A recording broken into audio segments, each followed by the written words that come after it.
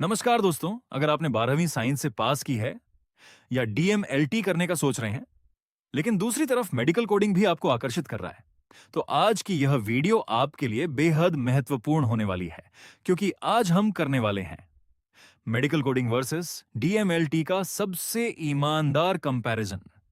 क्या medical coding में सच में वर्क फ्रॉम होम मिलता है?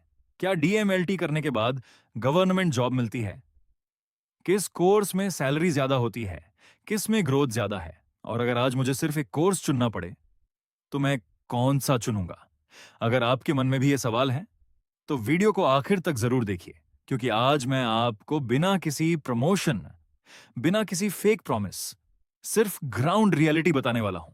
तो चलिए शुरू करते हैं। सबसे पहले समझते हैं कि डीएमएलटी क्या है।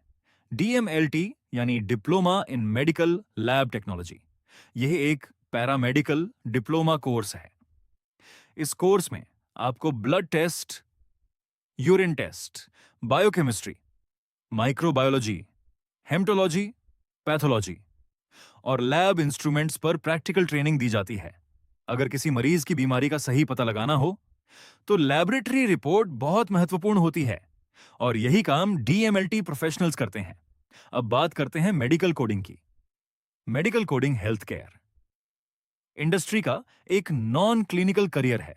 इसमें मरीज का इलाज नहीं किया जाता, बल्कि डॉक्टर्स द्वारा बनाई गई मेडिकल रिपोर्ट्स, डायग्नोसिस, प्रोसीजर्स और ट्रीटमेंट्स को इंटरनेशनल मेडिकल कोड्स में बदला जाता है। इन कोड्स का उपयोग hospitals, insurance companies, health care organisations और बिलिंग प्रोसेस में किया जाता है।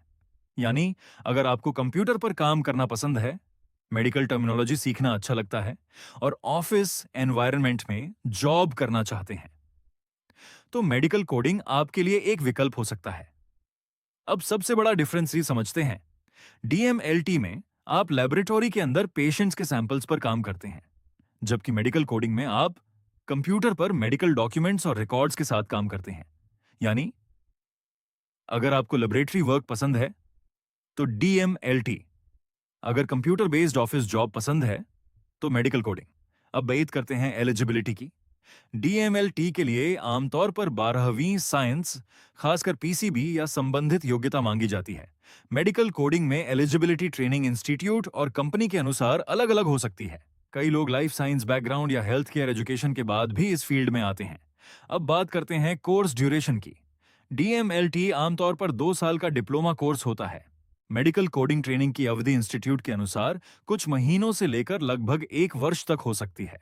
अब जानते हैं कि दोनों में क्या क्या पढ़ाया जाता है। डीएमएलटी में anatomy, physiology, pathology, microbiology, biochemistry, haematology, blood banking, laboratory techniques और प्रैक्टिकल ट्रेनिंग सिखाई जाती है। मेडिकल कोडिंग में medical terminology, human anatomy, ICD, CPT, HCPCS, medical records, health care documentation, insurance basics और कोडिंग गाइडलाइंस सिखाई जाती हैं। तो दोस्तों, अब तक आपने समझ लिया कि डीएमएलटी और मेडिकल कोडिंग में सबसे बड़ा अंतर क्या है, लेकिन अभी सबसे बड़ा कंपैरिजन बाकी है। फीस किसकी कम है, सैलरी किसकी ज्यादा है, गवर्नमेंट जॉब किसमें मिलती है, अब्रॉड स्कोप किसका बेहतर है, फ्यूचर किसका ज्यादा ब्राइट है, और आखिर में विनर कौन होगा। तो अब तक आप समझ चुके होंगे कि डीएमएलटी और मेडिकल कोडिंग क्या है, दोनों में क्या अंतर है, एलिजिबिलिटी क्या है, कोर्स ड्यूरेशन कितना है और दोनों में क्या क्या पढ़ाया जाता है। लेकिन अब शुरू होने वाला है सबसे महत्वपूर्ण हिस्सा, क्योंकि अब हम बात करेंगे fees, salary, government job, private job, abroad scope, higher education, career growth और आखिर में फाइनल विनर की। सबसे पहले बात करते हैं फीस की। अगर डीएमएलटी की बात करें तो गवर्नमेंट इंस्टीट्यूट्स में फीस काफी कम हो सकती है। प्राइवेट कॉलेजेस में फीस कॉलेज और स्टेट के अनुसार अलग अलग होती है। अब बात करते हैं मेडिकल कोडिंग की। मेडिकल कोडिंग ट्रेनिंग की फीस इंस्टीट्यूट, कोर्स ड्यूरेशन और प्लेसमेंट सपोर्ट के अनुसार अलग अलग हो सकती है। एडमिशन लेने से पहले इंस्टीट्यूट की रेप्यूटेशन, फैकल्टी, प्लेसमेंट रिकॉर्ड और कोर्स क्वालिटी जरूर चेक करें। अब सबसे बड़ा सवाल, सैलरी किस में ज्यादा मिलती है? अगर आप डीएमएलटी करके फ्रेशर के रूप में जॉब शुरू करते हैं, तो शुरुआत में लगभग 15,000 से 30,000 रुपए प्रति माह तक सैलरी मिल सकती है। एक्सपीरियंस और स्किल्स बढ़ने के साथ सैलरी भी बढ़ती जाती है। अब बात करते हैं मेडिकल कोडिंग की। फ्रेशर मेडिकल कोडर्स की सैलरी कंपनी, लोकेशन, स्किल्स और सर्टिफिकेशन के अनुसार अलग अलग हो सकती है। एक्सपीरियंस बढ़ने के बाद इस फील्ड में सैलरी में अच्छी ग्रोथ देखने को मिल सकती है। लेकिन याद रखिए, सिर्फ कोर्स नहीं, आपकी skills, accuracy, English communication, computer knowledge और एक्सपीरियंस भी सैलरी को प्रभावित करते हैं। अब बात करते हैं गवर्नमेंट जॉब की। अगर आपका सपना गवर्नमेंट हॉस्पिटल में जॉब करना है, तो डीएमएलटी को यहां बड़ा एडवांटेज मिलता है। समय समय पर government hospitals, medical colleges, AIIMS, ESIC, NHM, railway hospitals और स्टेट हेल्थ डिपार्टमेंट्स में लैबोरेटरी स्टाफ के लिए भर्तियां निकलती रहती हैं।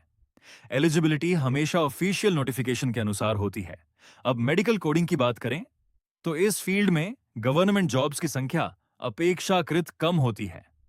अधिकांश opportunities private health care companies, hospitals, insurance companies, BPOs और हेल्थ केयर आईटी ऑर्गेनाइजेशंस में होती हैं।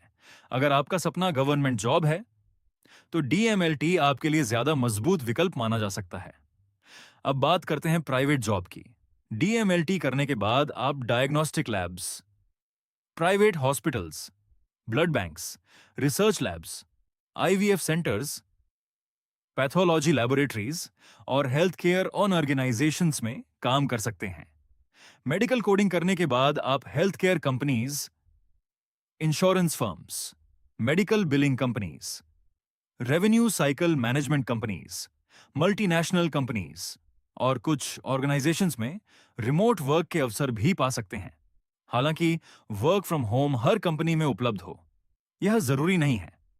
अब बात करते हैं अब्रॉड स्कोप की।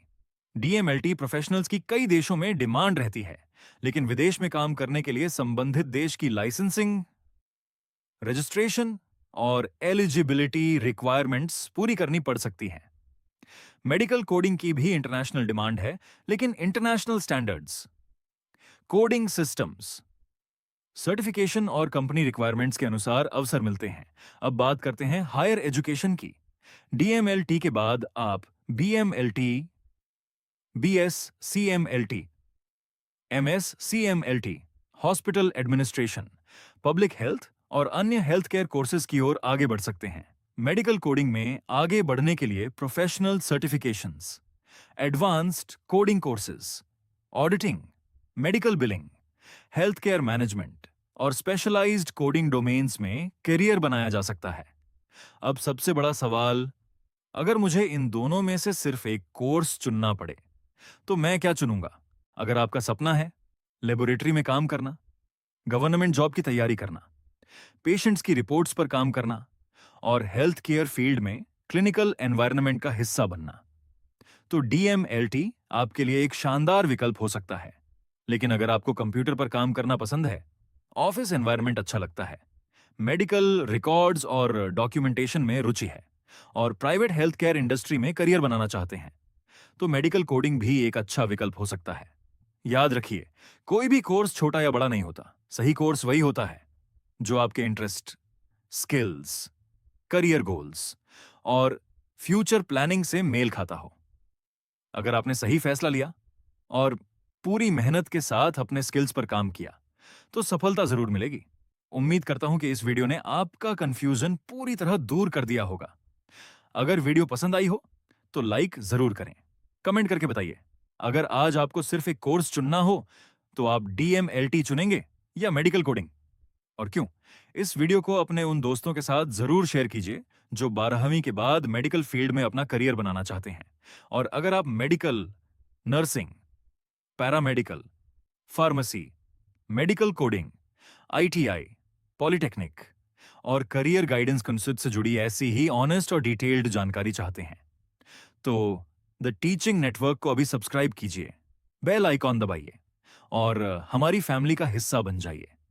मैं मिलता हूं आपसे अगली वीडियो में एक और दमदार करियर कंपैरिजन के साथ। तब तक सीखते रहिए, आगे बढ़ते रहिए और अपने सपनों को सच करने के लिए मेहनत करते रहिए। धन्यवाद। जय हिंद।